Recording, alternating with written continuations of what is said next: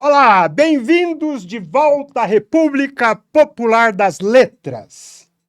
Hoje eu tenho o prazer de receber o professor Sérgio de Sá, da comunicação da UNB, jornalista, escritor, especializado em ética, jornalismo cultural e que acaba de lançar um livro em homenagem ao avô dele, Bernardo Sayão, Caminhos, Afetos, Cidades. Olá, Sérgio, é uma honra recebê-lo aqui para a gente conversar sobre esse livro que você escreveu sobre o seu avô, um dos principais responsáveis pela criação de Brasília. Bom, obrigado pelo convite, Carlos. É um prazer sempre falar tem sido um prazer falar do livro, né? Uma história tão próxima, assim, de mim, né? No caso, meu avô. Então, obrigado pelo convite. Nesse dia, tá um calor lá fora e aqui um ar-condicionado maravilhoso. Então, vamos ficar aqui horas, se você, com o vinho, então, se a gente quiser ficar horas, porque assunto não falta. A vida do meu avô foi muito interessante. Eu tentei, enfim, encontrar um jeito de entrar na vida dele sem ser muito, digamos, sem fazer muitos elogios, né? Porque a minha posição de neto é uma posição delicada nesse caso, né? Não pode ter nepotismo. Não, senão o livro perderia o interesse, né? Um possível interesse se fosse simplesmente uma geografia, né? Elogios rasgados do princípio ao fim. Então, essa foi a minha primeira dificuldade, digamos, de tentar encontrar um ponto de vista que me permitisse olhar para a figura sem ser condescendente, digamos assim. E o formato do livro também, a forma, é uma forma muito leve, porque você fez em forma de crônicas, não é? Assim, engraçado é porque depois do livro pronto, mais de uma vez as pessoas já chamaram de crônicas. Eu nunca pensei como crônicas, né? Mas talvez elas tenham esse aspecto de fato cronístico, né? Pelo que você disse agora, pela leveza da linguagem. Mas eu sempre pensei elas mais como os textos são pequenos textos de um tamanho que eu diria jornalístico. Isso sim eu pensei, né? Que fossem textos legíveis de uma só sentada, né? E separadamente. E pensei que eu precisava ter, para poder fazer esse livro, eu sempre me dava um prazo, né? Um deadline, como a gente diz no jornalismo. Diz, eu vou escrever esse texto até o dia tal e ele vai ter determinado número de caracteres, né? Então, nesse sentido, sim, foi uma espécie de crônica, inclusive, do tempo em que eu escrevi o livro, né? O livro foi se fazendo a partir com a pandemia no meio, né? E a partir de um roteiro prévio de aspectos pontuais na vida do meu avô. Eu nunca tive a intenção de escrever uma biografia, digamos assim, stricto sensu, né? Nasceu, cresceu, morreu, isso não me interessava desde que eu recebi essa tarefa, digamos assim, de fazer o livro. Sei. Você já tinha um precedente que é o livro da sua tia, Leia. Isso. Leia Sayão. Exato. Bernardo Sayão, meu pai, não é isso? Meu pai, Bernardo Sayão. E eu não queria fazer meu avô, Bernardo Sayão. Sei. Até porque existe exatamente esse livro da Leia, que é um livro com muita informação, né? Alguns problemas que eu fui descobrindo aos poucos de informação que eu precisava checar, confirmar e tal, coisas que não batiam com o que eu pesquisei, né? Em termos de datas ali e tal. Mas é um livro básico para contar a história, eu acho, do meu avô, e que foi usado durante praticamente todo o tempo após a morte como referência principal. E o livro tem uns problemas de edição. O livro, ao longo do tempo, minha tia foi acrescentando coisas ao livro e ele virou um calhamação, assim, com muita coisa. O que, na verdade, me foi muito útil, porque estava tudo lá, né? Artigos de jornal, crônicas. Ela me poupou muito trabalho. De pesquisa. Só que tinha esse aspecto que foi importante para ela, foi importante para a figura do meu avô, foi importante para isso, mas que eu não queria repetir, que era um excessivo meu pai, meu herói, né? Eu não queria fazer meu avô, meu herói, né? Sei. Ô, Sérgio, o Bernardo Sayão foi nomeado para a diretoria da Nova Cap em setembro de 56. Setembro ou outubro, não tenho nada. 56. E uma curiosidade que eu sou de Goiás, sou de Anápolis, Opa. onde ele viveu. E uma curiosidade que sempre me chamou a atenção foi o fato de que o seu avô, ele participou dos 2 últimos passos da Marcha para o Oeste. O penúltimo foi a criação da Colônia Agrícola Nacional de Goiás, que deu origem aos municípios de Ceres, Rialma, Ubiataba e outros lá. E o segundo, Brasília.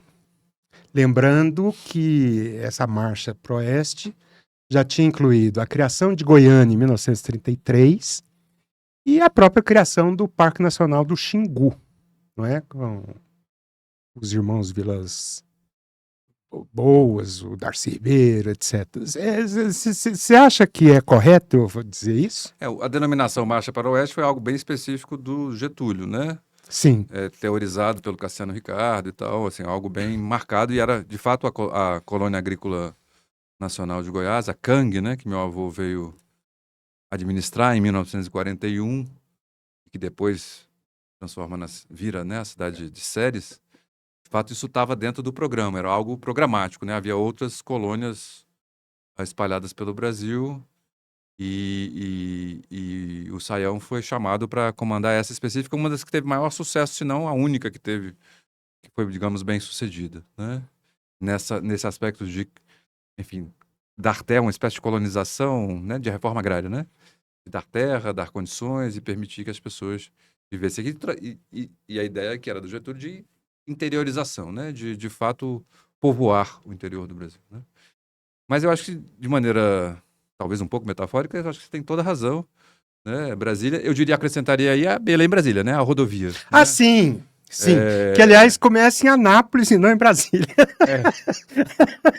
O quilômetro 0 é exatamente lá, no viaduto. Exatamente. A gente sai daqui de Brasília e vira à direita, até dá para pegar Belém-Brasília não passando por Anápolis, né? Passando por Pirinópolis.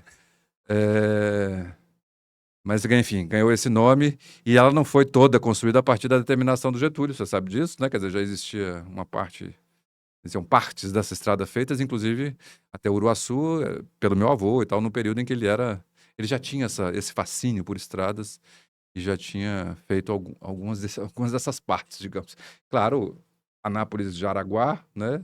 Para ele poder chegar à colônia agrícola, foi a primeira providência dele, eu vou fazer essa estrada, né? Não tem como eu chegar ou fazer ninguém se interessar, ou chegar, ou escoar, na verdade, mais do que fazer escoar a produção dessa colônia, se eu não tiver uma estrada, né? Então, isso ele já providencia. Então, a Belém-Brasília não começa a ser construída, claro, com o Juscelino, né? Ela já vinha sendo feita desde os anos 40, né? Devagarzinho. Então, acho que você tem razão, quer dizer, a marcha para o Oeste, enfim, antes da colônia, claro, tem os irmãos Vilas Boas, o Xingu, que inclusive vão aparecer, engraçado, o Antônio Calado vai colocar o meu avô como personagem no livro Quarupi, né, junto com os irmãos, os antropólogos, né, os irmãos Vilas Boas, e haverá sempre também uma referência a Rondon, né? Mas lá no Quarupi já há essa mistura entre Xingu, colônia agrícola, né? Inclusive temporal. Acho que o Antônio Calado faz isso de propósito, né? Elas não estão no mesmo tempo cronológico, mas ele toma algumas liberdades ficcionais para colocar o Saião lá como um personagem chamado Rolando Vilar, fazendo parte desse mesmo embate, ou, enfim, essa mesma discussão de trazer o Brasil para dentro. Eu digo, acho que tem uma frase no livro, é trazer o Brasil para dentro de si mesmo, sim, né? Sim, fazer sim. o Brasil olhar para o seu interior, né? Acho que você tem razão. Essa ideia de trazer o Brasil para dentro, evidentemente já o Bonifácio já falava isso, a ideia de botar a capital do Brasil no centro do país é uma coisa já muito antiga, etc. E do ponto de vista ideológico, político-ideológico, o fato do Cassiano Ricardo compor as ideias assim mestras da Marcha para o Oeste em termos épicos, líricos, a gente tem que lembrar que o Cassiano era da turma da Semana de Arte Moderna. era a ala fascista da Semana de Arte Moderna, e esse pessoal, não só da direita, mas também da esquerda, depois adeririam ao governo Getúlio, né? E aí eu tô falando isso porque tem um aspecto interessante aí, acho que você já mencionou em outras entrevistas, que o Cassiano, quando ele falava da Marcha para o Oeste, ele sempre se lembrava do movimento dos bandeirantes. Os bandeirantes assaltavam o interior do país para prender índios e, saqueavam e voltavam para São Paulo. E você falou uma coisa interessante do seu avô, que ele não tinha essa vocação de bandeirante. É isso mesmo. E eu mesmo uso o termo que foi, enfim, foi exaustivamente usado e repetido de bandeirante moderno. E eu relendo o livro, talvez na próxima eu tire, porque falando sobre o livro, eu digo, não, ele não, para mim, ele foi muito mais um colonizador barra pioneiro, né? Talvez uma definição lá norte-americana, né? No sentido de vir colonizar, do que um bandeirante que faz isso que você acabou de dizer, quer dizer, que vem, retira e vai embora, né? Ele nunca teve esse interesse. Eu faço algumas conexões no livro com, por exemplo, a questão dos espólios dos bandeirantes, que tá lá nomeado, deixaram pouca coisa, tiveram pouca coisa, e de fato meu avô também juntou pouca coisa, né, em termos de acúmulo, né, de riquezas, mas ele nunca teve, pelo que eu li, conversei e tal, nunca teve essa vocação pela destruição. Predatória. Nunca teve, apesar de hoje talvez ele fosse se dar um pouco mal com essa questão da natureza, né? De abrir uma estrada no meio da floresta, talvez isso fosse ser mais, já era colocado em questão naquele momento, hoje talvez isso ganhasse uma nova intensidade, né? Esse embate aí entre progresso e natureza, né? Destruição da natureza. Lembrando que essa região em que ele trabalhou, de Anápolis, Jaraguá, etc., era o chamado Mato Grosso de Goiás. Exato, Era exatamente. floresta densa, Exatamente. que em Priscas Eras abrigava o povo Caiapó, por exemplo. Região de São Patrício ali, né? Toda essa área. Foi um termo que eu não conhecia. Na pesquisa do livro, eu me deparei com esse termo. Tem uma coisa errada aqui. Na verdade, os americanos que escreveram sobre o livro sempre preferiram usar esse termo, o que é curioso, né? A gente usa menos, mas você vai, enfim, nas referências eu encontrei esse termo várias vezes. Mas meu avô não tinha essa vocação, era muito pelo contrário, assim, ele tinha muito na cabeça que eu vou abrir a estrada, mas eu tenho que deixar alguma coisa nesse caminho, né? E assim, há repetidas evocações dessa ideia dele de fazer se eu tenho que fazer alguma coisa, eu vou deixar uma escola e um hospital. Eu preciso dessas duas coisas, né? Como uma verdadeira, para assentar as pessoas nesses lugares, né? Então eu fico brincando que ele era um socialista avant la lettre, digamos assim, porque, enfim, trabalhou para o ditador Getúlio Vargas, né? Na colônia agrícola, depois pouco importava, foi vice-governador pelo PSD, né? E veio trabalhar com Juscelino. Para ele, essas feições político-ideológicas só importavam na medida em que autorizavam ele a abrir estradas, né? Era um verdadeiro desejo dele. Eu quero ser. Vocês querem que eu seja vice-governador? Tudo bem, eu aceito ser vice-governador, mas eu quero abrir estrada. Tanto que ele foi morar no Dergo, lá em Goiânia, e comandava de perto o departamento de estradas de rodagem. E essa sempre foi a grande vontade, né? Andava com um mapa debaixo do braço, dizendo que ele ia chegar ao Pacífico, que ele ia fazer. Se ele não tivesse sido, né, vítima desse acidente, talvez ele tivesse, de fato, continuado a Belém, Brasília, rumo à floresta amazônica ali, né? Quer dizer, claro, passa por, mas talvez tivesse feito o que se chama de transbrasiliana, né? Transbrasiliana não, transbrasiliana ele foi a transamazônica, né? Ele tivesse virado um pouco para a esquerda e seguido adiante.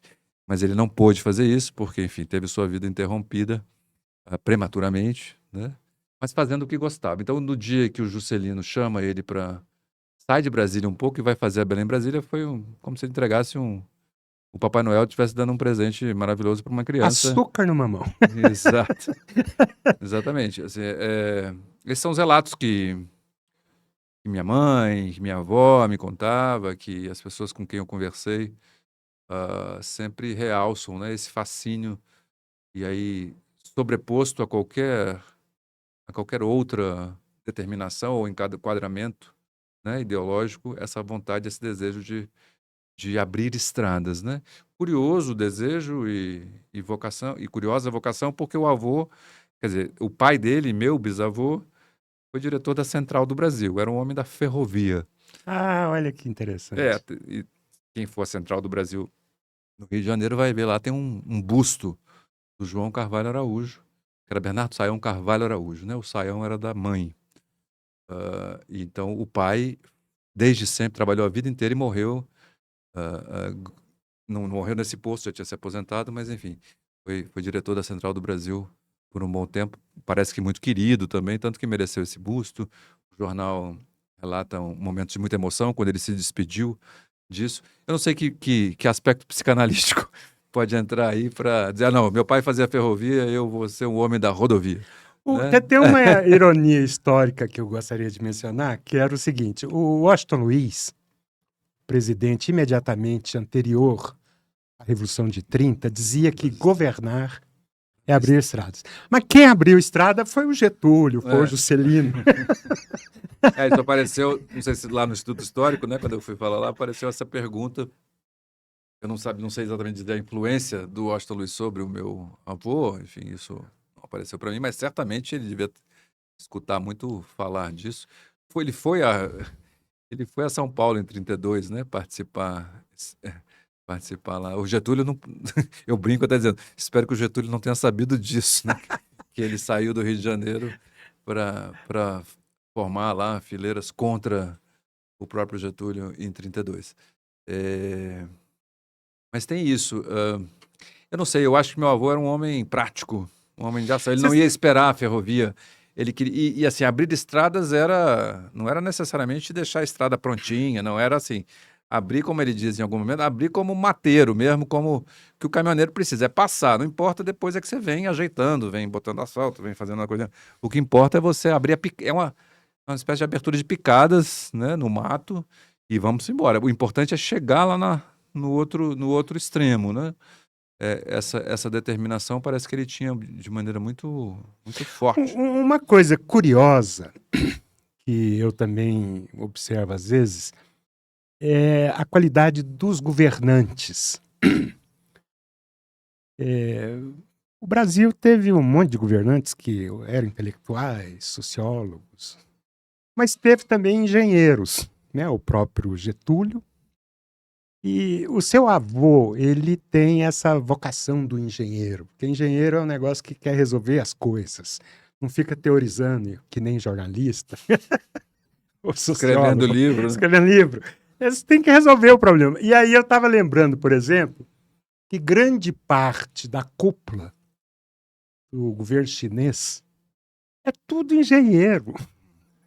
Engenheiro. O que possibilitou que o país crescesse durante 30 anos, porque querem resolver problemas, né? Meu avô era engenheiro agrônomo, né? Formado em. Sim! Mas é isso.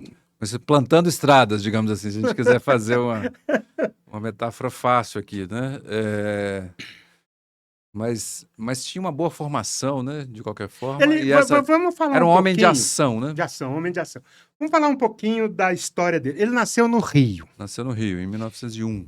em 1901, e se formou em Belo Horizonte. Exato. Antes disso, passou por pelo menos 2 escolas de agronomia no Rio e em Piracicaba.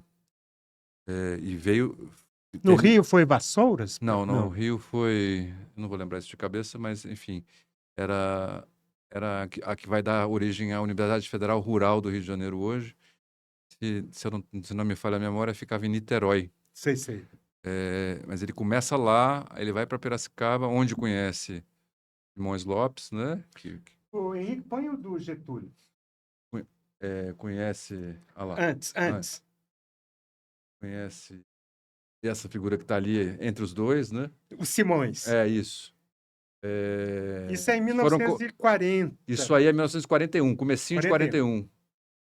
Esse é um dos achados, digamos assim, do livro. Uma foto que a minha esposa, pesquisadora e professora da UNB também achou no Arquivo Nacional, Daniele Ramos. Ela encontrou essa foto e foi um dia de muita alegria no processo de pesquisa e composição do livro, porque esse encontro aí, a Leia narrava no livro, esse encontro era uma espécie de encontro meio mítico, sei lá, em que conseguiram abrir uma brecha na agenda do Getúlio, que era para durar 10 minutos, mas a conversa teria se alongado por mais de hora. Foi nessa reunião que o Getúlio convidou para vir para Goiás. Exato.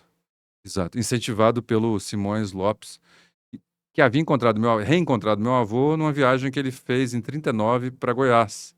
A primeira viagem que ele faz, ele pega o carro e sai do Rio e chega até o Araguaia. Vem do Rio com minhas duas tias mais velhas, filhas do primeiro casamento, e uma irmã, os 4 no automóvel, e chegam até o Araguaia. Isso está narrado no livro, estava narrado pela Leia. Era uma Rural Willis? Era uma... Não vou lembrar. Não era uma Rural, não. Era um carro menos preparado para isso. Para enfrentar. E, por acaso, se encontram em Goiânia, né? Fica hospedado ali no hotel no centro de Goiânia, se encontram... É você por aqui, Saião? Você é maluco? Você está aqui fazendo o que aqui? Né? Aí eu acho que reaviva isso na memória do Simões Lopes. Essa figura desbravadora ali, né? Mais do que um bandeirante, um desbravador, num bom sentido, digamos assim. E aí, quando o Getúlio toma a decisão das colônias agrícolas, fala, eu tenho o homem certo para você lá para Goiás. Porque acho que meu avô mostra para o Simões Lopes o fascínio que ele tinha, como ele tinha ficado fascinado com a viagem, com Goiás, com tal. E aí, e esse encontro é muito simbólico, esse aperto de mão é muito simbólico, porque a vida do meu avô muda definitivamente a partir disso, né? Ele sai do Rio de Janeiro para não voltar mais, a partir desse momento aí. Ele vem, casa com a minha avó, fala, vamos casar, que eu preciso ir lá para o interior de Goiás, tenho essa missão aí de criar a colônia agrícola.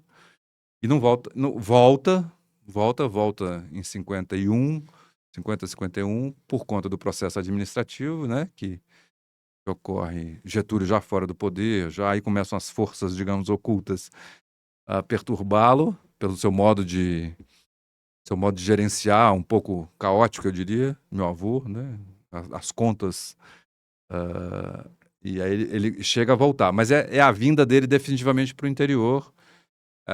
Ele retorna um pouquinho para o Rio e para Belo Horizonte, mas depois chamado para ser candidato a vice-governador em 54, e depois não volta mais, nem morto ele volta. Né? Essa é o cartaz. A frase de baixo é boa. As estradas de Goiás necessitam de Dr. Saião. Engenheiro Bernardo São Carvalho Araújo. O governador era o Zé Ludovico de Almeida. Isso.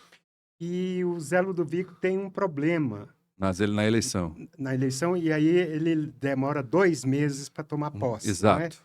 E meu avô fica morando Seu avô ficou de 31 de janeiro até meados de 14 de março. De março, né? Um pouquinho mais, uns 45 dias, morando no Palácio das Esmeraldas e se divertindo a beça pelos relatos. Meu avô não tinha nenhuma paciência para essas coisas palacianas, digamos, né? Aí, nesse caso, literalmente palaciano. Aí, toda vez que ele entrava, o guardinha tinha que fazer uma reverência e tal. Ele ficava entrando e saindo de propósito, só para ver o guardinha entrando com Minha mãe lembra disso, né? É. E era capaz de pegar, me dá a bicicleta aí que tá, porque eu tenho que buscar, tô atrasado, vou receber a autoridade tal que tá chegando no aeroporto. Que ainda não era o Santa Genoveva, era o outro que dava para ir de bicicleta. Pelo menos ele ia, né? Então tinha dessas coisas. Então se divertem muito nesse período. E parece que as pessoas, enfim, ele cria essa empatia com as pessoas que não estão hierarquicamente na mesma, né? Por causa dessa espontaneidade, né? Parece que ele tratava muito todo mundo de igual para igual, né? Com alguma gaiatice, sempre bem-humorado, parece. E fazendo essas coisas, tipo, acordava cedo para ir tomar banho de rio. E ele como é que o governador... Na juventude? Não sei. Não sei se... Não, formalmente não. Porque ele Vo- parece ter assim, um é. jeitão de ator. Pois é. Tem os textos, eu falei dos textos norte-americanos, sempre comparam ele com um astro de Cinema. Hollywood, né? Um galã, um galã de cinema. Ele Ele, tinha mesmo essa postura, parece que era um homem, de fato. Bom, até hoje eu falo, nossa, que homem bonito, né? As pessoas olham e de fato era um homem zarrão, assim. Ah, ele sucedeu na vice-governadoria o Jonas Duarte, que tinha sido 3 vezes, em 3 ocasiões, vice-governador de Goiás, e posteriormente seria prefeito de Anápolis. Qual foi a época que ele morou em Anápolis? vamos lá. Ele chega. Quando eles vêm em 41, eles passam por Anápolis, né? Antes de ir para Jaraguá. Já ficam hospedados com o hospital do Dr. Funston. Dr. Funston. Isso. Já é lá. E já numa coisa meio burlesca, digamos assim. Não tinha onde ficar hospedado, então, tipo assim, finge que tá doente e fica aí no hospital. E já fica e cria essa amizade com o Funston. Antes de vir para. Antes de poder se instalar depois em Jaraguá e depois em Séries. Não havia nada, né? Então, meu tio, que é o filho mais velho do primeiro casamento, nasceu em Anápolis, em 42, fevereiro de 42. Então, na verdade, a família fica em Anápolis, meu avô fica indo e vindo, né?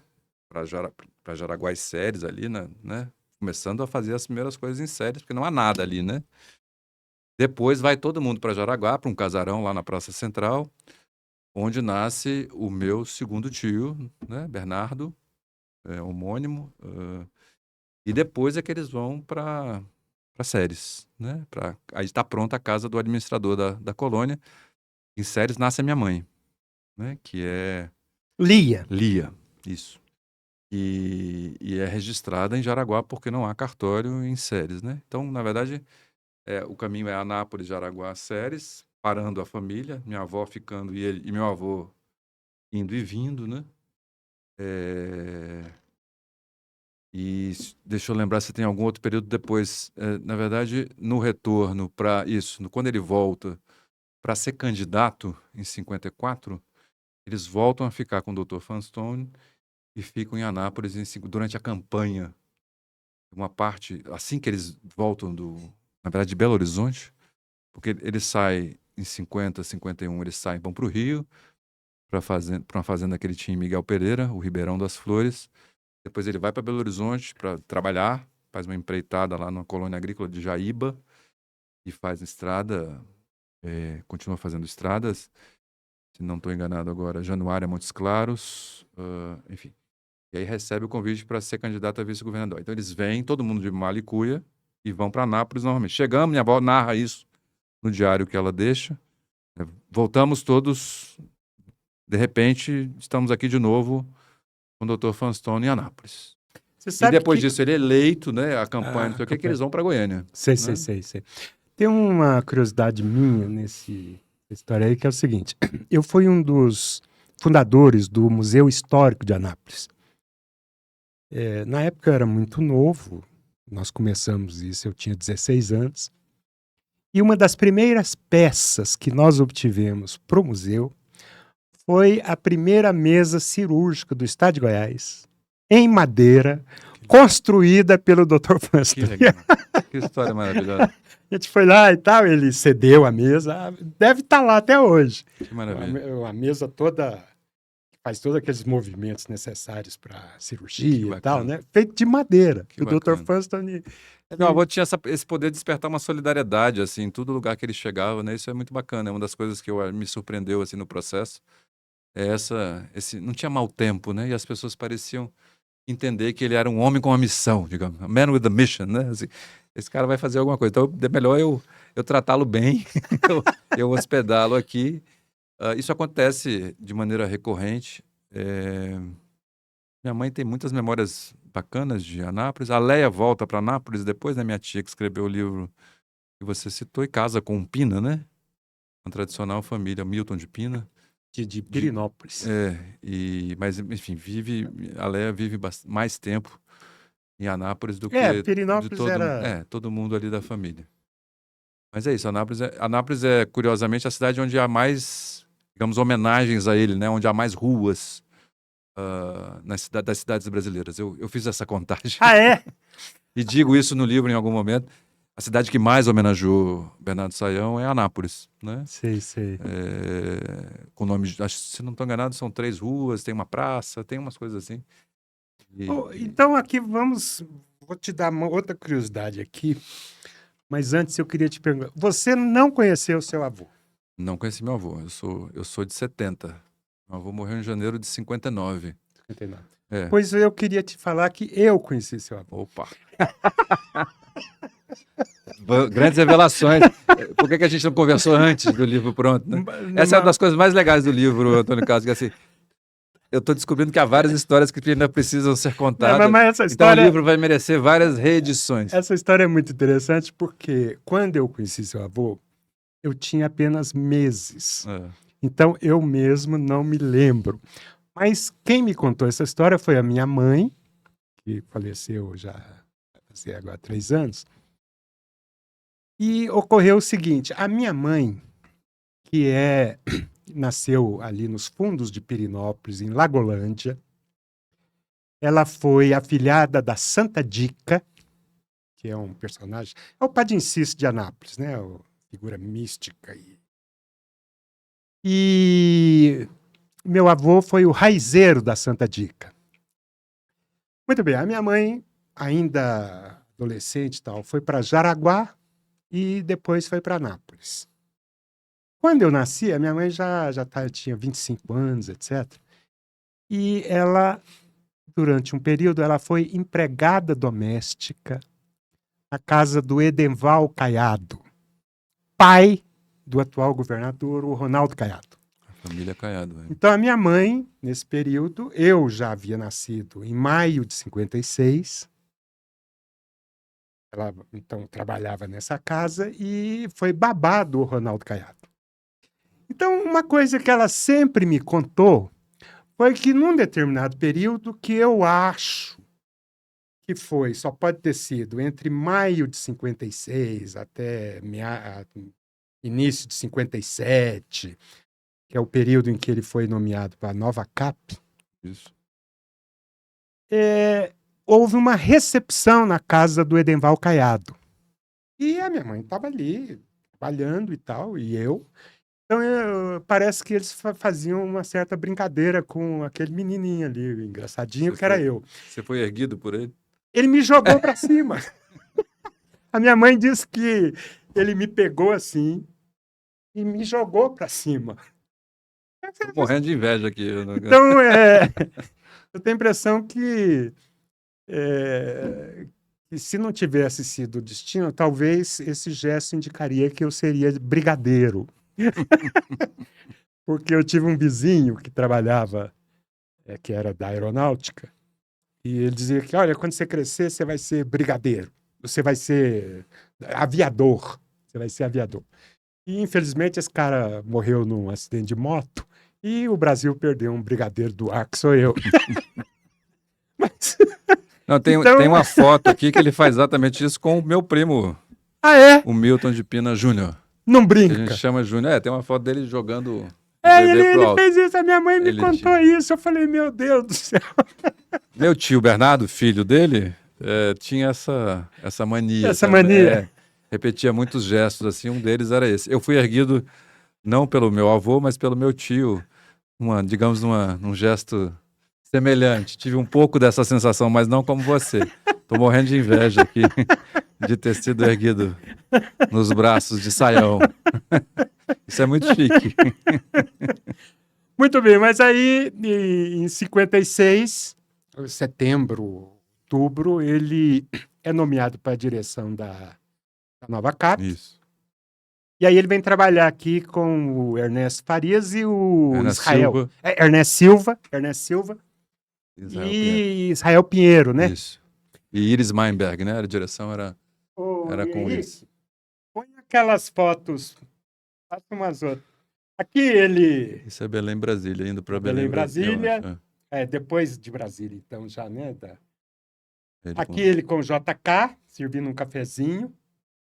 Você sabe que Eu arrumei uma foto de uma imagem dessa mesma sessão de fotos, está no livro, um pouquinho maior, assim. Essa é uma foto bastante conhecida. Você sabe que uma outra curiosidade, eu comecei a datilografar aos 13 anos lá em Anápolis, pegando aulas com a Nájila Salomão, filha do Jorge Salomão, que era uma família árabe. A Anápolis tem uma colônia árabe muito grande, etc.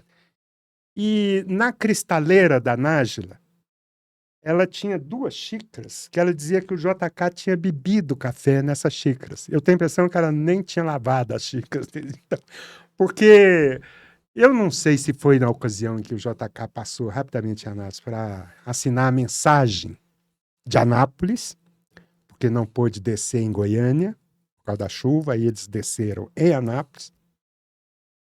E eu sei que tem essas histórias assim que cerca. São boas, né? Muito boas. Passa a próxima, Henrique. Essa. Aqui, essa aqui. É da mesma sessão, só que eu não sabia que o Israel Pinheiro estava nessa mesa, e a mesma mesa. Olha só. Essa tá no livro. Essa na Belém, Brasília, com Rui, meu nome dele? Rui Pimentel, Rui Pimenta. Nomes às vezes me falam aqui, tá exatamente aqui. Que era o que vinha de cima, né? Rui de Almeida. Rui de Almeida. Esse de cá. Sei. Que assume o lugar, na verdade ele não vinha de cima. Ele assume o lugar do meu avô quando meu avô morre e faltam 15 dias para uma ponta alcançar a outra. É ele que toma a liderança dos trabalhos, né? Do canteiro de obras. Isso também, essa é uma foto muito boa do Arquivo Público, também na Belém, Brasília. É um livro de fotos também, né? Não deixa, assim, eu tenho umas 60 fotos, pelo menos, nesse livro. Eu consegui reunir um acervo legal, tem muito mais coisa. Quer dizer, fora daqui, obviamente, tem muito mais coisa. E eu também tenho descoberto mais outras imagens. É curioso, um personagem muito fotografado, né? É engraçado isso. E o primeiro texto que eu escrevi sobre meu avô é um texto feito justamente a partir das imagens. Como eu disse antes, eu não o conheci, mas o conheci por narrativas, né? E pela imagem no centro da sala, né? Do centro da minha sala de estar, eu brinco dizendo minha sala de ser também, né? Tá lá a figura do meu avô, um quadro pintado, e várias fotos. Então, o primeiro texto que é um pouco o germe, né? A origem desse texto aqui é um texto que eu escrevi para a revista Piauí, pensando exatamente nas imagens, refletindo sobre as imagens dele e o que isso me evocava, né? O que você pode contar desse trabalho conjunto dele lá na Nova Cap com Israel Pinheiro, com... Meu avô não gostava de ficar no gabinete, então ele ia para a rua. Né? Ele ia para a rua. É o que todo mundo relata, fazia da rua o seu escritório, às vezes cedia o próprio escritório para que fosse sala de aula, porque não tinha a escola ainda, enfim, depois ele vai fazer, né, o Ginásio Brasília. Isso foi durante um ano, né, essa relação. Não era, pelos relatos, não era uma relação muito tranquila, especialmente com o Israel Pinheiro. Né? Eu acho que a desorganização administrativa, a desorganização burocrática, que meu avô chamava de burocracia, ele detestava, eu acho que isso causava uma certa aflição no Israel Pinheiro, na organização. Meu avô era capaz todo mundo que faz relatos, pegar um papelzinho assim e anotar alguma coisa no ombro de quem estivesse passando, tipo, pague não sei o quê, leve não sei o quê, faça isso. Diga que as ordens eram dadas de maneira improvisada, em bilhetinhos, que deviam chegar na mesa do presidente, do presidente da Nova Cap, que era o Israel Pinheiro, e enlouqueceu o Israel Pinheiro. Né? E ele tinha essa coisa que também, ao que parece, o Israel Pinheiro não tinha, que era certa essa afinidade com os trabalhadores. Né? Eu estou dizendo tudo isso dos relatos, tá? Assim, não há nenhum dos relatos que estão no Arquivo Público, do que eu li, do que eu conheci. Né? E assim, de que eles tinham, às vezes, alguns entreveros por causa disso, né? E a ponto de... Essa é uma coisa que está no livro, foi algo que eu descobri nesse processo recente, porque eu convivo com essa história desde sempre, desde que eu nasci, mas nos últimos anos eu tive que me aproximar mais dela, por obrigação de fazer o livro. E uma das informações que além da foto que eu achei do Getúlio Vargas, uma outra coisa que me impressionou muito foi saber que, por ocasião da morte, correu um boato em Brasília, de que, entre vários boatos, de que Israel Pinheiro teria mandado matar Bernardo Sayão. A ponto de Israel Pinheiro, uma tarde, bater na casa da minha avó, que é uma casa que hoje está na QL8 do Lago Sul, onde as casas dos engenheiros, né, projeto do Niemeyer e tal, mas ela morava lá, 60, né? 59 ainda. Para dizer, ó, dona Hilda, o que estão dizendo aí não é verdade, né? Eu não, imagina, nunca faria isso, não seria possível. Eu gostava muito do Bernardo, etc. Não poderia. Então, o boato era tão intenso que ele veio desmentir, né? E a família sempre tomou por isso, por boato, né? Nunca se pensou nessa hipótese. Mas como minha avó não deixou que o caixão fosse aberto, né? O caixão chegou lacrado de Açailândia, né? De onde saiu o avião para trazê-lo para cá. E minha avó não abriu o caixão. Então começaram as especulações, as mais variadas especulações. Não cabe, o corpo do Sayão não cabia naquele caixão. Cortaram a perna do Sayão para caber naquele caixão. Mandaram matar. Os políticos de Goiás mandaram matar. Israel Pinheiro mandou matar. Os índios sequestraram, comeram vivo. Todas as histórias possíveis começaram a circular em função disso. E assim nasce um herói, né? Assim nasce, na verdade, mais do que um herói, nasce um mito, né? Um mito, isso. Que para o JK acabou sendo, curiosamente, útil, né? Porque foi, assim, ao invés de jogar a construção para baixo, foi assim, vamos terminar a cidade nesse prazo em honra a Sayão, né? Os discursos oficiais em torno da morte giram muito em torno disso, né? E ainda contribuiu para essa coisa com Israel Pinheiro dizendo, vamos enterrar o Sayão em Planaltina. O Juscelino dizendo, não vai enterrar o Sayão em Planaltina, vai enterrar o Sayão em Brasília. Mas não tem estrada. Faz a estrada para o cemitério, inaugura o cemitério com ele. E foi o que foi feito, né? Campo da Esperança. Campo da Esperança. O morto inaugural, né? Famoso, ainda tá lá. Enfim, e o corpo tá lá, né? Um belo dia, a família recebeu um telefonema, essa história eu contei pela primeira vez nesse primeiro texto que eu fiz, e está recontado aqui. O jazigo lá inundou e precisava exumar, né? E precisava ter alguém da família. Quem vai, acabou indo meu tio Fernando, que voltou muito impressionado, porque todo mundo queria saber, o corpo tá lá? Quer dizer, existe esse corpo? Quer dizer, ele morreu, né? Não é, ele é Elvis ou não é Elvis, né? Não só morreu, como meu tio voltou muito impressionado, estava bastante intacto. Isso 2000 e pouco. Assim, muita coisa preservada. A minha impressão é que embalsamaram, fizeram tudo lá, e além de tudo, pressurizaram aquele troço, aquele caixão. E ficou muito conservado, né, durante anos. Eu me arrependo até hoje de não ter sido eu aí ver lá a exumação. Mas ele estava lá, inteiro, com todas as pernas. E tá lá. Como é que foi o mas, assim, acidente? Só para a gente lembrar, parece que houve um corte de um pé de jatubá, não é isso? De uma maneira... Eu, na verdade, fiz um capítulo no livro, Antônio Carlos, contando as várias versões para o acidente.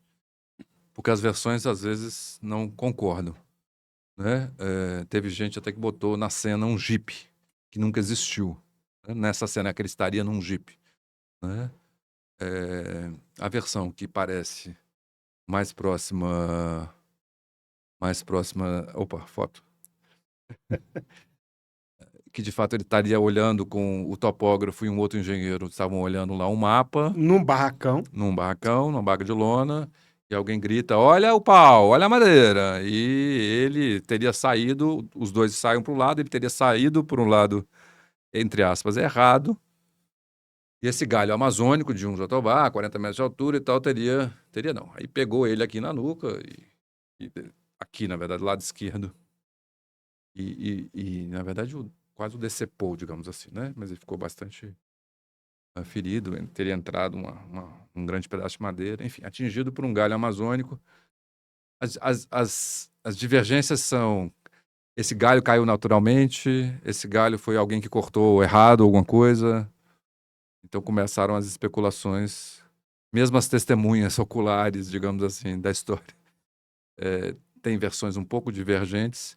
Eu resolvi literariamente fazer um capítulo sobre a morte em que essas várias versões Concorre. apareciam e com a certeza de que não havia um jipe, e com a certeza de que ele morreu no ar, no helicóptero que o transportou desse lugar entre o Lianópolis, né, ali na fronteira, já um pouco passado da fronteira do Maranhão com o Pará, perto da Vila de Ligação, né, que hoje está lá ainda. E o corpo foi levado de helicóptero para a Açailândia e de Açailândia veio para cá e teria morrido no helicóptero, comandado pelo Major Tomás, né, que era piloto de helicóptero conhecido, né, dele. Curiosamente, pai de um... Eu conto essa história, pai do roqueiro, do músico Gabriel Tomás, da banda, uma banda brasileira chamada... Pai não, desculpa. Avô. Little Quail and the Mad Birds. Que eu vi, aí eu termino um capítulo dizendo que eu, o Neto Saião, vê os dois netos dos avós que se encontraram, que um testemunhou a morte do outro no ar, digamos, se encontravam 40 anos depois, sei lá exatamente quanto tempo, mas se encontravam num típico show de rock brasiliense. Essa é uma das coisas que estão contadas dessa maneira no livro, né? Que me fizeram, enfim, de alguma maneira me emocionar com alguns trechos aqui dessa história, né?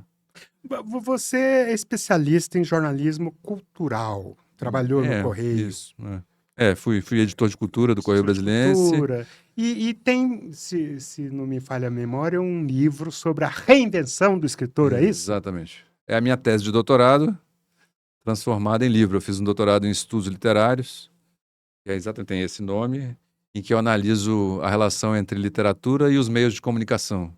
Sei. Que até Os meios determinando... Os meios, exatamente, influenciando, os meios sendo parte das histórias, os meios concorrendo com a literatura, né? E pego escritores que criam personagens que são narradores, escritores, enfim, narradores que são escritores ou personagens que são escritores e vão se debater com esse mundo atual em que os meios de comunicação são muito mais importantes, relevantes do que a literatura, né? Pautam mais a discussão pública, agendam mais, e a literatura passa a ter menos importância em relação ao que está na telenovela, ao que está no entretenimento audiovisual, né? E eu examino como é que a literatura vê essas questões, assim, é uma luta quixotesca, não tem o que fazer, é ótimo, porque a literatura pode estar livre para fazer o que quiser.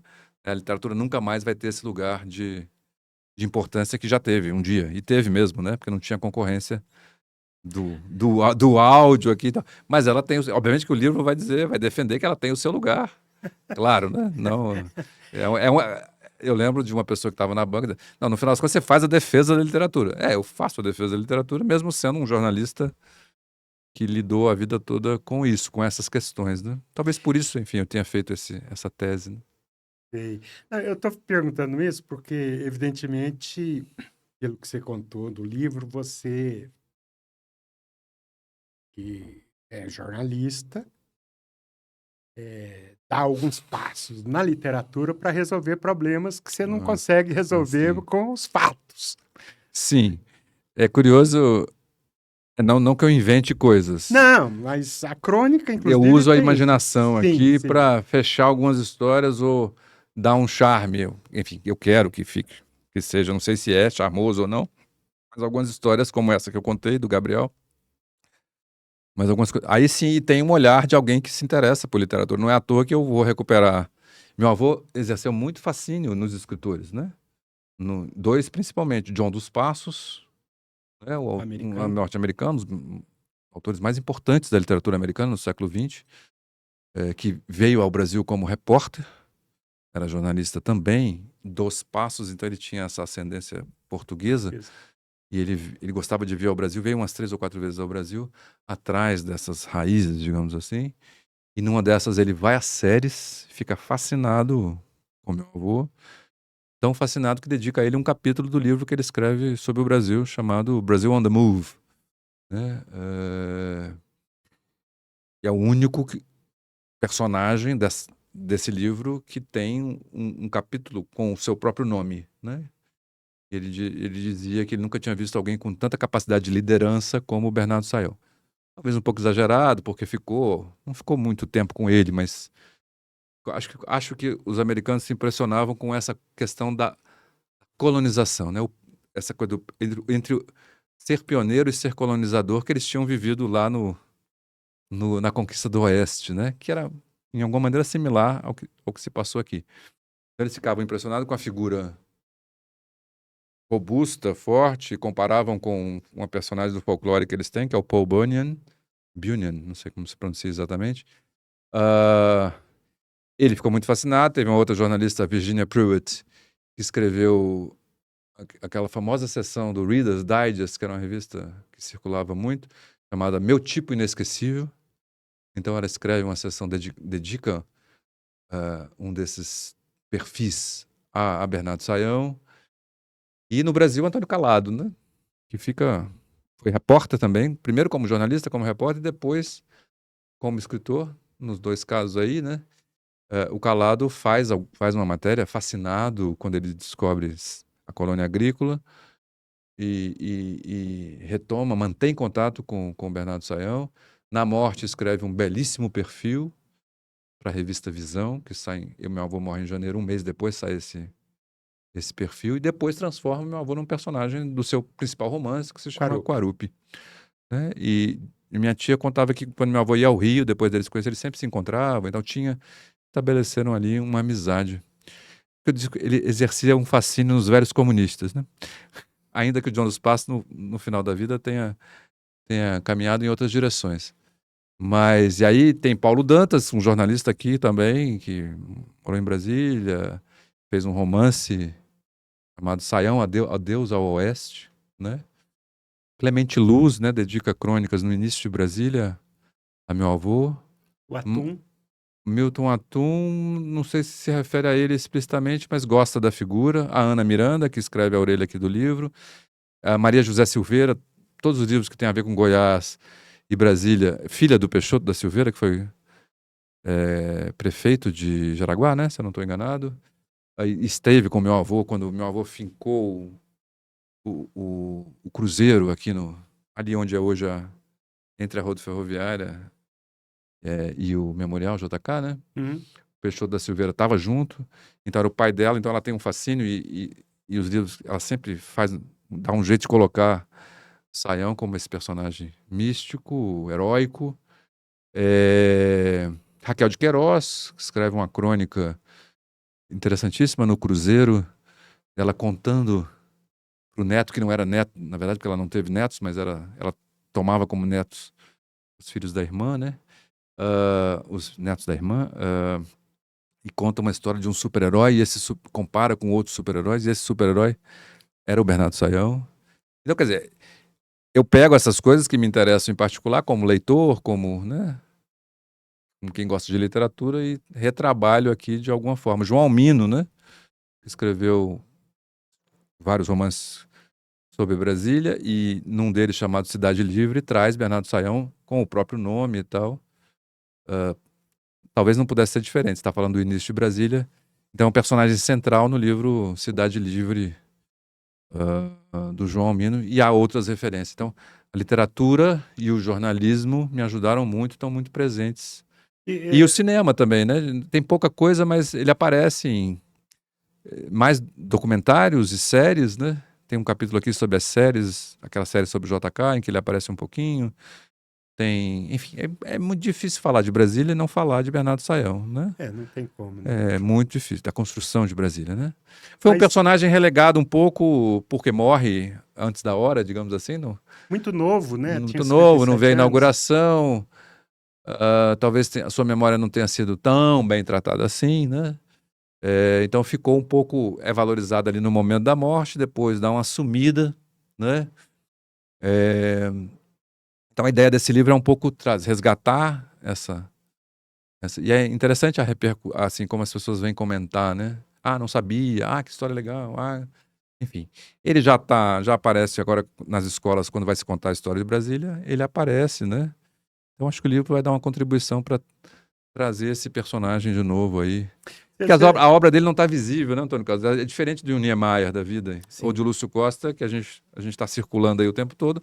Vivendo. O Niemeyer você está vendo, né? Os monumentos, né? Vendo a arte. Meu avô fez coisas subterrâneas, no máximo no térreo, né?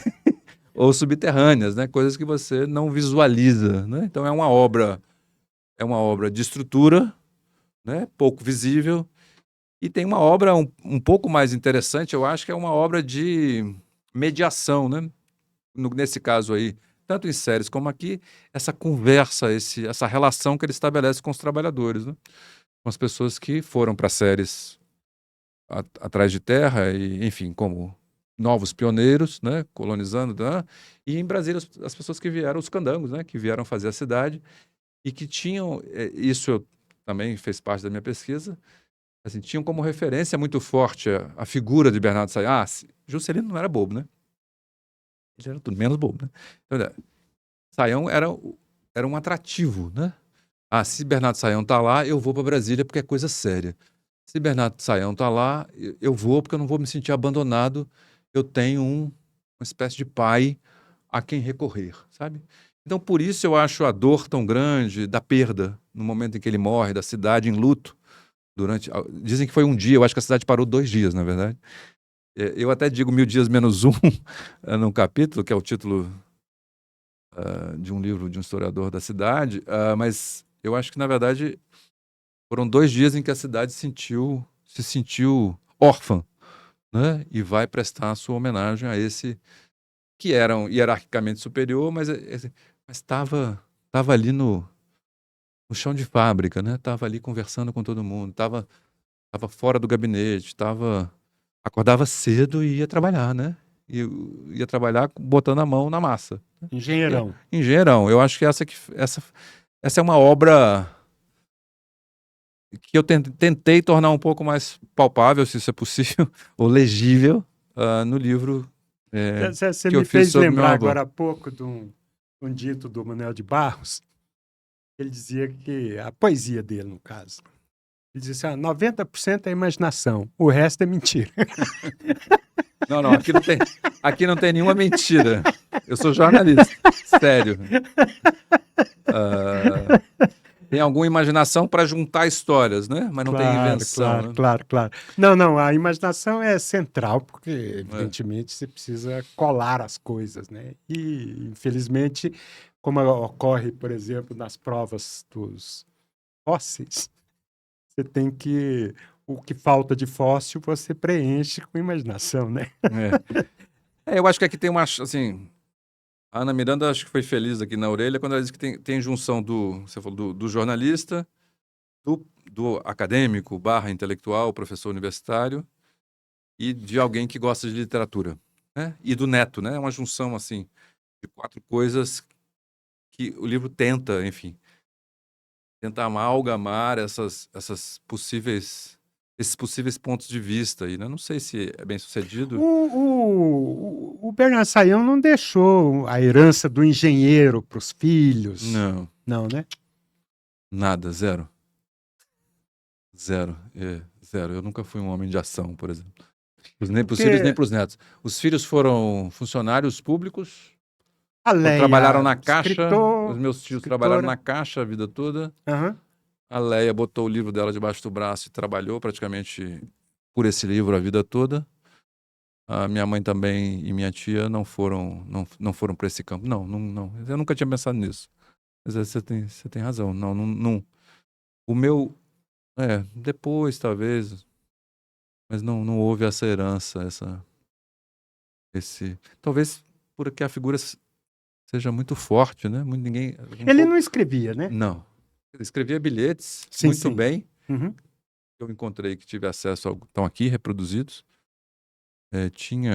Dominava. Tem uma boa formação, né? Teve uma boa formação em colégios internos no Rio de Janeiro e depois em Nova Friburgo, então uma formação católica muito forte e frequentou as melhores escolas de Eram agronomia do momento. jesuítas,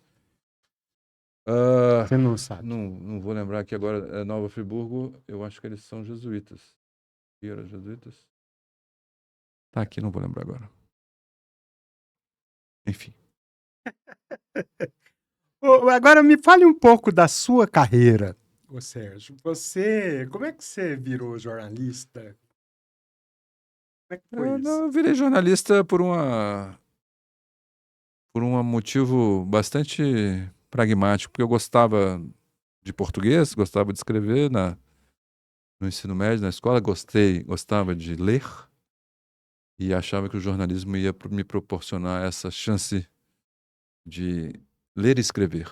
E o que acabou sendo verdadeiro, porque eu acabei indo para esse, como, né, você disse no início, eu acabei indo para esse campo do jornalismo cultural.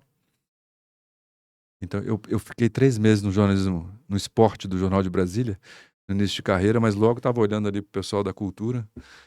Quando abriu uma vaguinha, me chama aí, né? E fui pro no Jornal de Brasília, já comecei em cultura, uma equipe maravilhosa à época, Geraldinho Vieira, Joconda Caputo, Severino Francisco, que está aí até hoje escrevendo suas crônicas e sendo um belíssimo jornalista, enfim.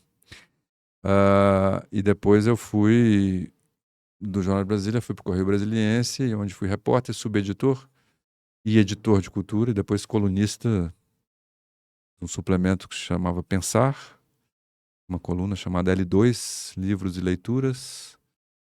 Enfim, fiz um pouco de assessoria também em ministérios, porque uma hora a gente cansa do jornalismo de redação, a gente quer ter um pouco de vida, né, digamos assim. E também em períodos eu quis e fui fazer mestrado e depois o doutorado, que me permitiram estar onde eu estou hoje, como professor do Departamento de Jornalismo da Faculdade de Comunicação da Universidade de Brasília. Estou há fazer 13 anos que eu estou na UNB. Isso, sempre procurando escrever também em jornal. Recentemente tenho escrito algumas resenhas para o jornal Estado de Minas. Tenho um amigo querido como diretor de redação, o Carlos Marcelo. Que trabalhava aqui, né? Trabalhava aqui no Correio, foi meu chefe, meu editor no Correio Brasiliense. Se tornou um grande amigo. Mantive uma coluna durante 1 ano e meio, 2, no portal Metrópolis, também sobre livros e leituras, né? É isso, fico circulando entre a literatura e o jornalismo. E o jornalismo na UNB eu dou aula de texto jornalístico, né? Tento cuidar lá do texto dos meninos e das meninas que vão enfrentar aí o mercado de trabalho, né? Fiz fazer o jornal Laboratório lá, o Campus, né? O famoso Campus. Famoso Campus. Entrei para isso e agora o Campus perdeu um pouco a proeminência, porque o impresso perdeu esse lugar, né? Mas estou lá, gosto muito de dar aula de jornalismo. Legal. É isso. Tento sempre estar escrevendo, porque me alimenta muito. Esse livro me tomou muito tempo, muito espaço na minha vida. Agora... Mas você disse que o escreveu na pandemia, né? Não. Eu, na verdade, comecei a fazer esse livro. Eu recebi, digamos, uma incumbência da família, né? Minha tia, minha mãe, precisamos fazer um livro do seu avô e tal, né? Precisamos recuperar essa história e tal, e bora fazer. Tinha um financiamento que bora fazer, mas eu preciso fazer a viagem pela Belém Brasília, eu preciso ir lá e tal. Então teve um autofinanciamento para eu ir a esses lugares e tal, e abrir mão de fazer freela, né? De fazer freelancer. Então tá, eu não faço freelancer, mas eu preciso de tempo para escrever o livro, né? Aí comecei 1 ano antes, né, da pandemia, e veio a pandemia, que me impediu de circular e tal, e fui escrevendo devagarinho, e terminei agora no início desse ano. E resolvi fazer uma edição do autor, que eu queria demorei demais, eu acho, e queria que o livro ficasse pronto o mais rápido possível. Até escrevi um texto esses dias, saiu hoje, falando um pouco dessa experiência de fazer um livro, uma edição do autor, né, sem editora, o que é ótimo por um lado e péssimo por outro, primeiro porque se gasta e dificulta um pouco a divulgação, mas ao mesmo tempo te dá um controle total, né? Quase total, eu diria, sobre o produto. Então, se tem algum probleminha, esse problema é meu, né? Quer dizer, eu que deixei passar, tem um errinho ou outro, que agora já tem uma reimpressão que eu já consertei algumas coisas, poucas coisas. Mas acho que o livro ficou, pela pelo que tem sido dito, ficou bem feito, digamos assim, bonito. Então, eu chamei um designer que é meu amigo na UNB, que é o Luciano Mendes, que fez essa belíssima capa e todo o projeto gráfico, e chamei um amigo também, que é um excelente, maravilhoso fotógrafo, que é o Patrick Grosner, que fez o tratamento das imagens, né? Pegou as fotos de família, os arquivos e tal, cuidou, tratou e fez um belíssimo ensaio sobre meu avô na cidade. Uma das fotos, eu só usei uma foto no livro, que é essa que está aqui do túmulo lá, né? Tá na contracapa do livro. E a foto do autor, que ele deixou o autor melhor do que a realidade. E aí, Esse é o você pretende escrever outro? Já tem algum projeto? Primeiro eu tô, não, ainda por enquanto não. Você está ainda na fase do lançamento. Eu tenho um livro pensado dos textos que eu escrevi sobre literatura, publicados em jornal, de reunir e publicar um livro. Só uma curiosidade. Isso aqui é uma República Popular das Letras. Eu botei esse nome em homenagem ao Erasmo, de Roterdã, que foi um dos que inauguraram a República das Letras, aquela instituição informal que houve desde o século XVI até as guerras napoleônicas, né? Certo. Não tinha Twitter, nem Zap, o pessoal trocava livros, inventaram lá na Sociedade Real Britânica, né, a Royal Society, os pareceres dos pares, né, troca das figurinhas entre cientistas e tal. E aí, evidentemente, eu não ia pôr República das Letras, porque ficaria muito trivial. Aí eu botei República Popular das Letras, de maneira que o meu único concorrente é o Xi Jinping. Mas, falando assim, como curiosidade, o que lhe interessa na literatura? O que você tem tratado? Autores contemporâneos, clássicos? A tese que você mencionou antes, o livro, né, é sobre contemporâneo, né? Literatura contemporânea brasileira,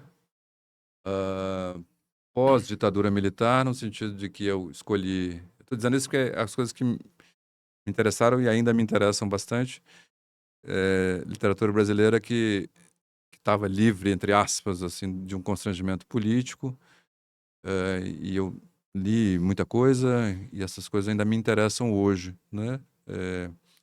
E aí é João Gilberto Noll, Sérgio Santana, Rubem Fonseca, esses caras urbanos, né, necessariamente. Mas assim, o jornalismo leva você a ler coisas mais diversas, te obriga, né? O leque É um bem... leque muito... E isso é muito bom, né? Isso é muito bom. Eu gosto de coisas também populares, como o romance policial. Gosto bastante. Tenho li esses dias Henning Mankell, que é um sueco. Tenho lido, enfim, sempre que posso. Esse final de semana eu estava no Simenon. Enfim, coisas que para descansar um pouco da obrigação, digo, leitura gratuita, né? Porque o jornalismo ao mesmo tempo te obriga a coisas. Então, mas coisas, eu me obrigo a algumas leituras que eu gosto, né? Ultimamente para escrever resenha. Então, por exemplo, agora eu estou terminando de ler a antologia pessoal do Dalton Trevisan, que para mim é o grande escritor. Pronto, você quer alguém que me interessa muito, é o Dalton. Vampiro de Curitiba. O Dalton Trevisan, para mim, o grande escritor brasileiro vivo ainda, tem 97, talvez, 8, não tenho certeza. Acabou de lançar uma antologia pessoal. Para mim, um gênio maior.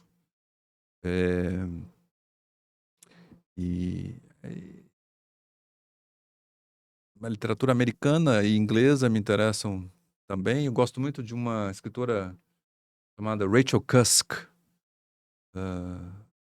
Leio tudo que me cai na mão, que cai nas minhas mãos dela. Acho ela sensacional. Muita coisa. Sou um leitor onívoro. Mais rarefeito de poesia, por exemplo. Né? Sei. A poesia eu fico recorrendo ao Manuel Bandeira, que eu adoro. Eu gosto muito do nosso Nicolas Ber, meu amigo. Poesia é um E troço Chico difícil, né? Alvim, né? Chico Alvim. Meus vizinhos no Lago Ah, Norte. é? Ele esteve aqui, o Chico Alvim. Figuras. O Chico Não e dá a nem para Clara. dizer que que você mora perto do Chico Alvim, você fala, não, o grande escritor está ali, né? Você não pode, você não é nem o melhor escritor do seu bairro, né? Você vê que tem o Chico Alvim. Isso é o Cristóvão Tesa, que eu gosto muito, que é um escritor Sim, o gaúcho. catarinense que mora em Curitiba. Sei. E mora no mesmo bairro que o Dalton Trevisan. E fala, Olha só. não posso nem ser o maior escritor do meu bairro. Coisa chata, né? Ele brinca sempre dizendo isso. E ele tem toda a razão. Mas desses últimos, o que muito me fascinou e que eu usei eu estudo, apesar de me fascinar muito, eu tratei como objeto de estudo, que uma coisa não deveria se misturar com a outra necessariamente. Mas foi o Sérgio Santana, né, que nos deixou durante a pandemia, se tornou também alguém querido e que faz muita falta, né? Um cara importante para a literatura brasileira contemporânea, que nos ensinou muito. Estou sempre relendo, e digo isso para meus alunos, estou sempre relendo Graciliano Ramos. Sei. Eu acho que a gente devia ler Graciliano Ramos. Eu acho que todo jornalista deveria. Né? A enxutice. Exatamente. Acho que o Graciliano é incrível, né? É incrível. O modo como ele não coloca uma vírgula a mais em nada, né? Nem a menos, né? E como jornalista, como revisor de jornal, você sabe disso, foi uma figura exemplar também. Né? Enfim, eu vou esquecer certamente de nomes aqui. Mas é excelente, você já deu assim, pistas muito gerais. Tem um pouco espalhado, né? Mas às eu vezes... não falei, mas é importante para mim. Eu fiquei 1 ano em Buenos Aires, então eu tenho um fascínio muito grande pela literatura argentina.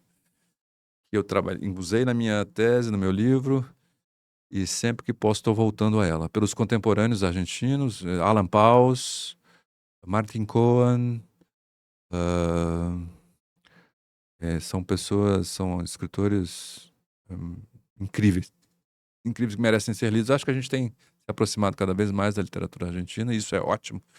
Tem essa Mariana Enríquez, que tem publicado coisas no Brasil recentemente, e que a gente, aliás, tem várias escritoras maravilhosas. Algumas vieram nas flips aí, né?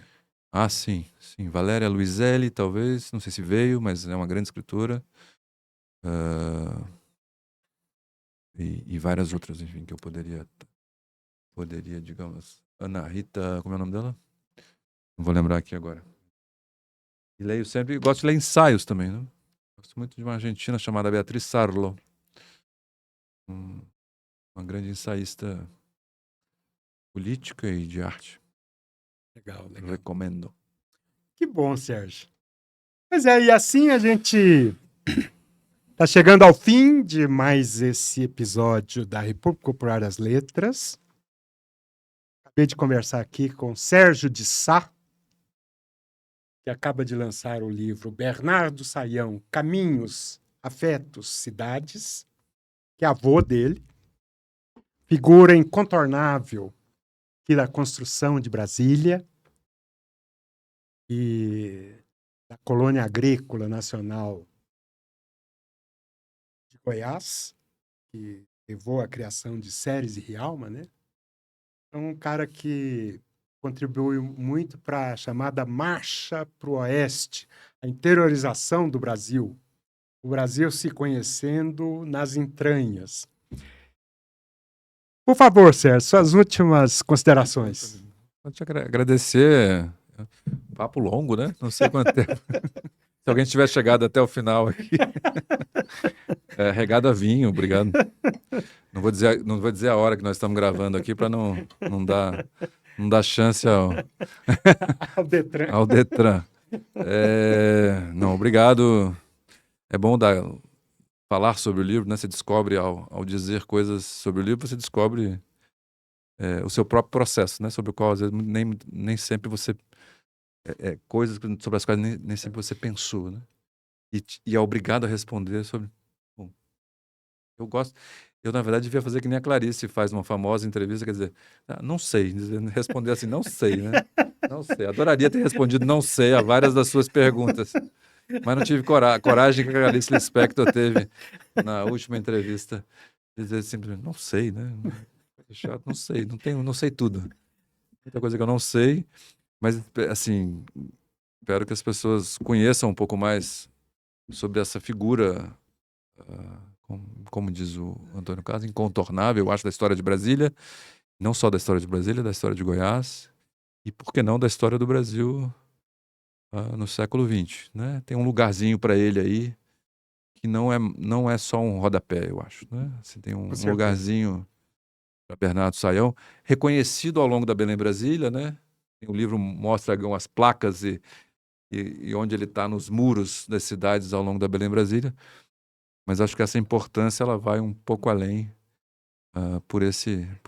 em 57 anos de vida, essa determinação de sair do Rio de Janeiro e ver o que estava aqui por dentro, né? Desbravar. Desbravar. Assim, destruindo o mínimo necessário. O mínimo possível. Sem desbravar construindo, né? Eu acho que tem um gerúndio possível aí, Tá até certo. hoje. Obrigado. Pô, obrigado a você, Sérgio. Obrigado. Gente, vocês então, por favor, deem um like de praxe, inscrevam-se no nosso canal e até a próxima. Saúde!